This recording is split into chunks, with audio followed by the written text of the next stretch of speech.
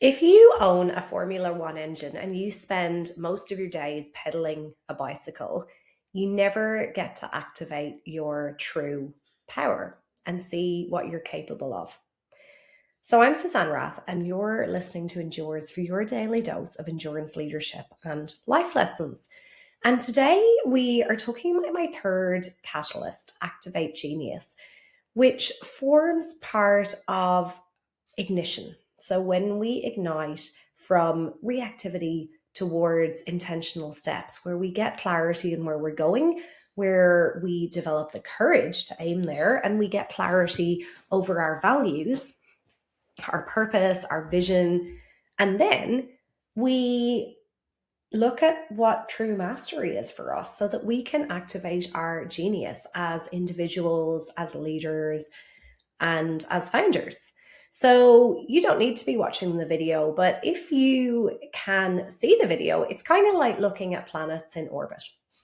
And in the outer orbit, we have competency. Now, many of us who start a business, or many of us as human beings, are competent in lots of different areas, right? Because we have to be.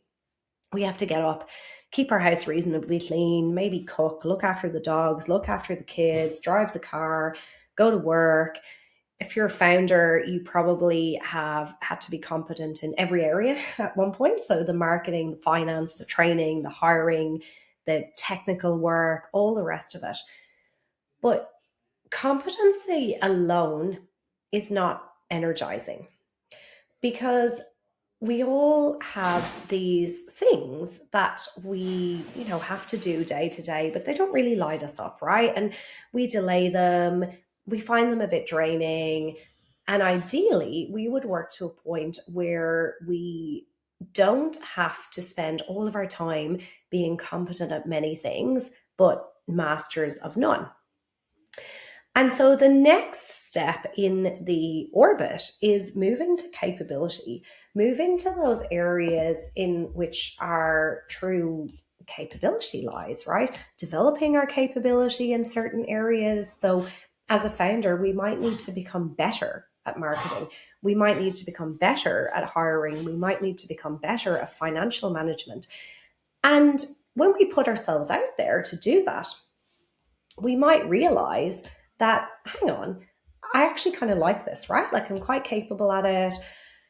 I don't mind doing it. It may not be the absolute best use of my time, but it's kind of a good thing to do. And so the capable things would sit in a working genius assessment, for example, as in the middle. They'd sit as competencies. They don't sit in the burnout zone, but they're things that you're quite happy to twiddle around doing. But for true mastery, we need to look at this inner circle, this inner orbit. And that's our area of maximum contribution.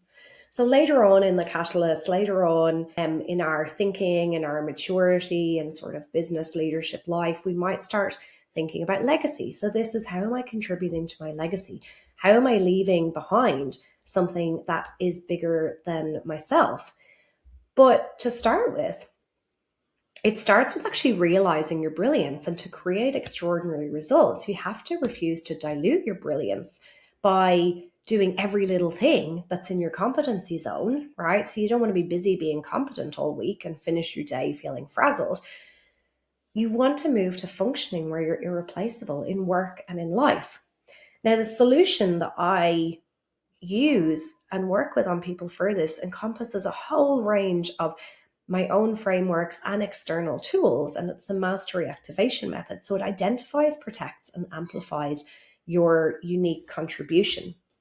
But my challenge question for you today, and you can go and do the full endurance leadership quiz if you'd like to skip ahead to see the other 8 catalysts and how you score on those at the moment, is how much of your week reflects your genius.